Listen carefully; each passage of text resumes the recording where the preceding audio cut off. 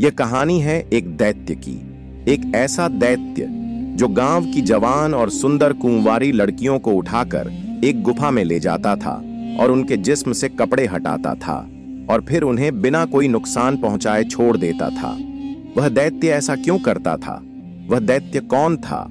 और वह 18 साल की जवान लड़कियों को गुफा में ले जाकर उनके जिस्म से कपड़े हटाकर क्या देखता था?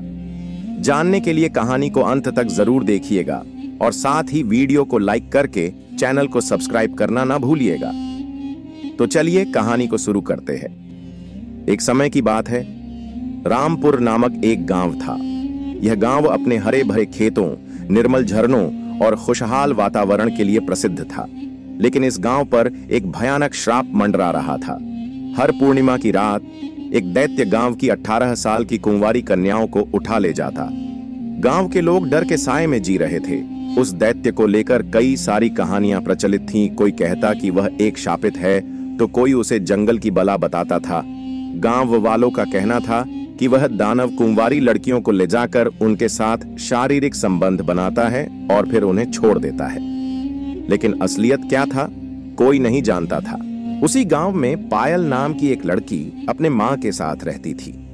पायल एक खूबसूरत लड़की थी। उसकी बड़ी बड़ी कजरारी आंखें, लंबे घने बाल और गेहुआ रंगत उसे सबसे अलग बनाते थे। लेकिन उसकी असली सुंदरता उसकी हिम्मत और आत्मनिर्भरता में थी।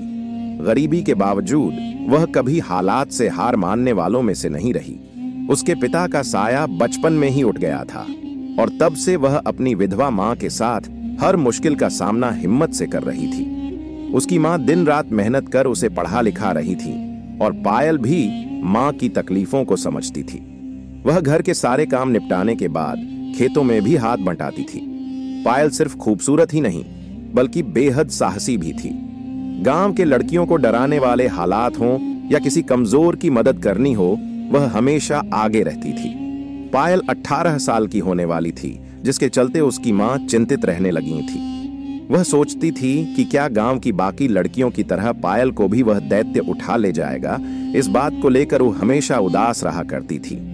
समय बीतता गया और वह दिन आ गया जब पायल 18 साल की हो गई। गांव में चांदनी रात अपनी शीतल रोशनी बिखेर रही थी। हर ओर शांति थी, लेकिन इस सन्नाटे में एक अनदेखा भय भी था। यह पूर्णिमा की रात थी, वही रात जब गांव के बुजुर्ग कहते थे कि एक दैत्य जंगल से निकलकर शिकार की तलाश में आता है। लोग अपने घरों में दुबके रहते, दरवाजे खिड़कियां मजबूती से बंद कर लेते। लेकिन उस रात किस्मत ने पायल के लिए कुछ और ही लिखा था। पायल अपनी मां के पास सो रही थी। अचानक खिड़की पर किसी के नुकीले नाखूनों की खरोंच सुनाई दी, फिर भारी कदमों की आहट और अगले ही पल दरवाजा जोर से खुल गया। उसकी मां जब तक कुछ समझ पाती तब तक एक विशाल काया ने पायल को जकड़ लिया। दैत्य का शरीर काला था, उसकी आंखें आग की तरह लाल जल रही थीं। लंबी नुकीली उंगलियां, विशालकाय शरीर और डरावनी गंध ने पायल की सांसें रोक दी। वह चीखी, छटपटाई, लेकिन उसकी चीखें रात के अंधेरे में घुलकर रह गईं। दैत्य उसे अपने विशाल कंघे पर लिया और जंगल की ओर चल पड़ा। जैसे ही वह गांव की सीमा पार कर जंगल में घुसा, पेड़ पौधों की छायाएं और भी डरावनी लगने लगीं। पायल ने खुद को छुड़ाने की पूरी कोशिश की, लेकिन दैत्य की पकड़ लोहे की जंजीर जैसी थी। ठंडी हवा में झींगुरों की आवाजें गूंज रही थीं। दूर कहीं उल्लू बोल रहा था। अंधेरे में अनजानी ताकतों का आभास हो रहा था।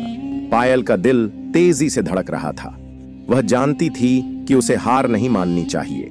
उसकी आंखों में डर के बावजूद दिमाग में एक ही सवाल था, आखिर यह दैत्य उसे कहां ले जा रहा है? जंगल के घने हिस्से में पहुंचते ही दैत्य उसे एक गुफा में ले गया। गुफा बहुत विशाल थी। वहां कई अजीबोगरीब चित्र बने हुए थे जो किसी प्राचीन कथा को दर्शा रहे थे। उसके लंबे लंबे दांत चमक रहे थे और वह गरजती आवाज में कुछ बोल रहा था जिसे पायल समझ नहीं पा रही थी। दैत्य की आंखों में नफरत और भूख की बजाय एक अलग ही उम्मीद थी। वह उम्मीद भरी नजरों से पायल की तरफ देख रहा था।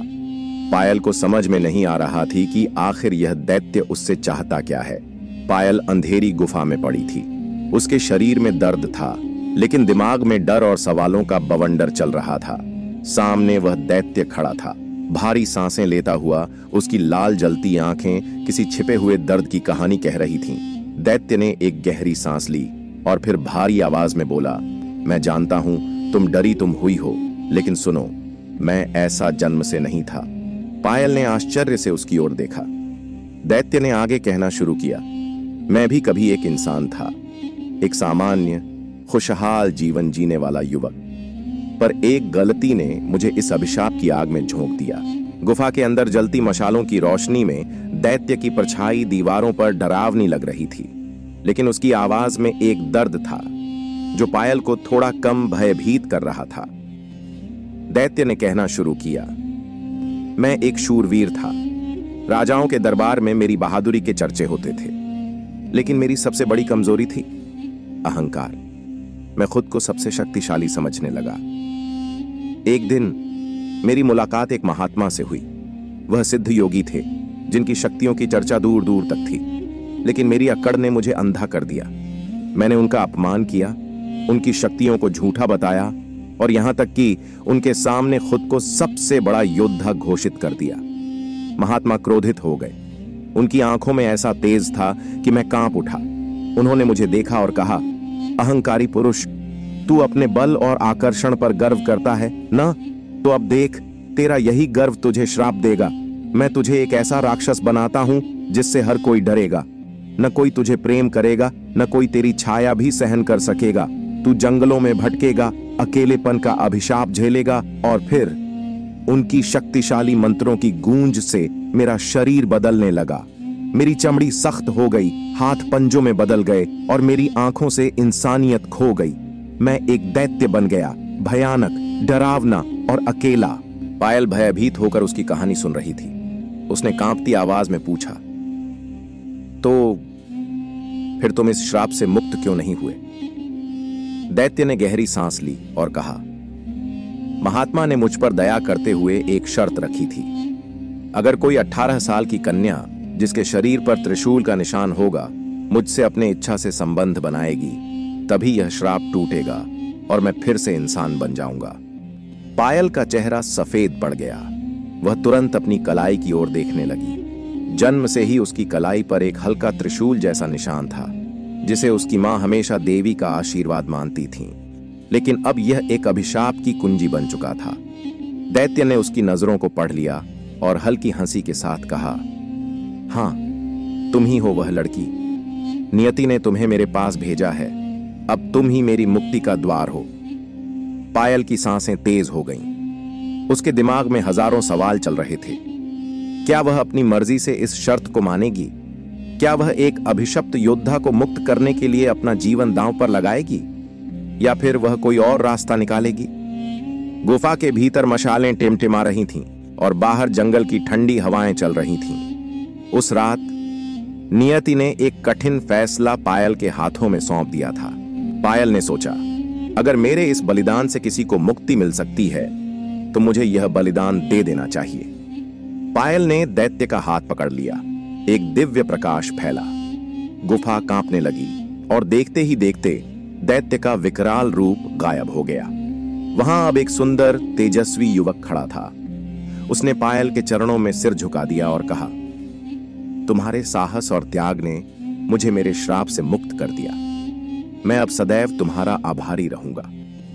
गांव में जब यह समाचार पहुंचा तो लोग आनंद से झूम उठे।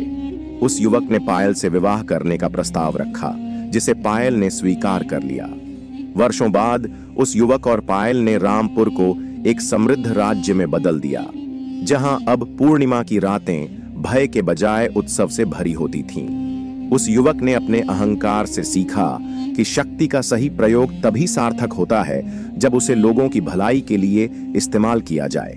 पायल की बुद्धिमत्ता और साहस ने एक अभिशप्त आत्मा को मुक्त कर दिया और गांव में हमेशा के लिए शांति स्थापित हो गई। अब रामपुर में हर पूर्णिमा की रात दीप जलाए जाते थे, यह याद दिलाने के लिए कि जहां साहस और सच्चाई होती है वहां कोई श्राप टिक नहीं सकता।